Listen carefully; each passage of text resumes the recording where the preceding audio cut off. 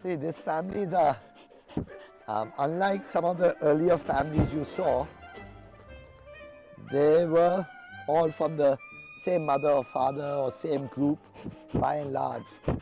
This family has been built, all came separately.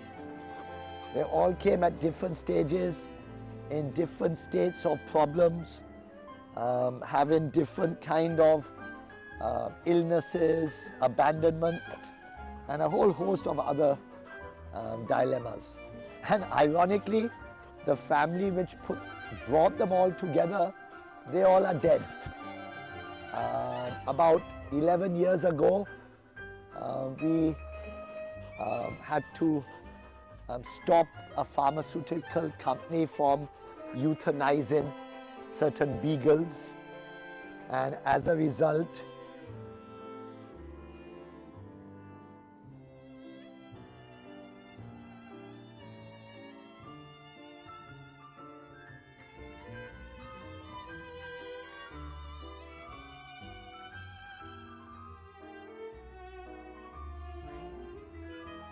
so in 2016, about 26 beagles were being euthanized by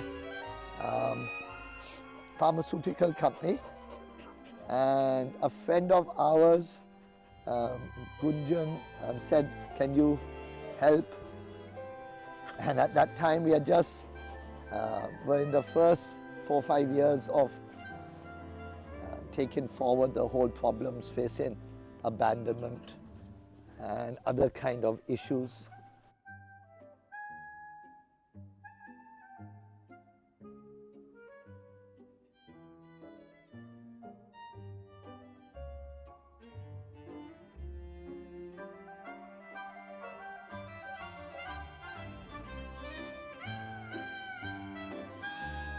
So we brought in the beagles.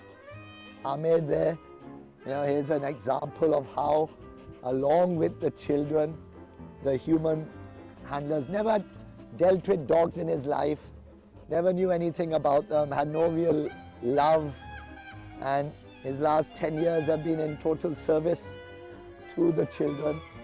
Every part of his life he thinks and breathes that sweetie over there is his favorite. She's dedicated to him, and he's dedicated to her along with so much else service. That's Julie there. Anyway, Paolo was abandoned by a friend of mine who was facing his own medical issues. He was very small when he came. Anyway, so these children were not there 8 years ago. 8 years ago, the beagles came. And they came at a very difficult stage of their life, when they were at the last stage of their life. And most people thought they would not live for more than a year or two. Their vocal cords had been cut. So many medical trials and experiments were held on them, because the beagle is closest to the human DNA. Therefore, testing on the beagle is one of the more efficient ways medicine and science considers its experimentation to move forward with. They had never played in grass. They had never seen mud. They were in sanitized steel cages.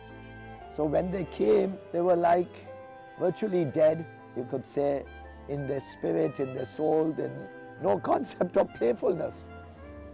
And then over the days and the weeks and the months and years, last beagle died in 23. And then slowly, as the beagles were dying, they were all old, they were struggling with so many ailments. The pharmaceutical company never gave their medical reports, because they did not want to reveal the kind of testing they were doing.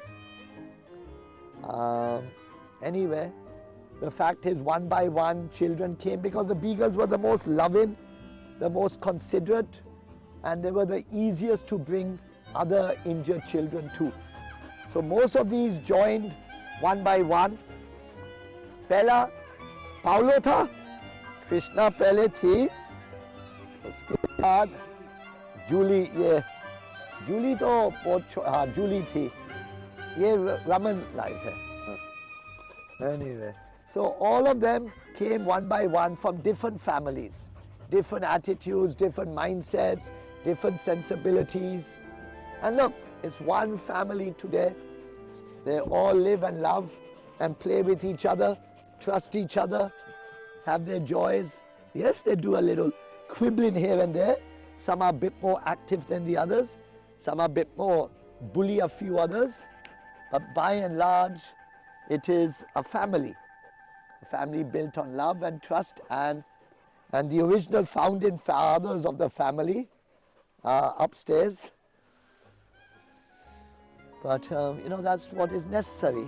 Now, ideally, I wish we didn't have to make every child live inside, but that's the reality. Once you bring a child home, you can never leave that child again. Anyway, this is the team, the Beagles team.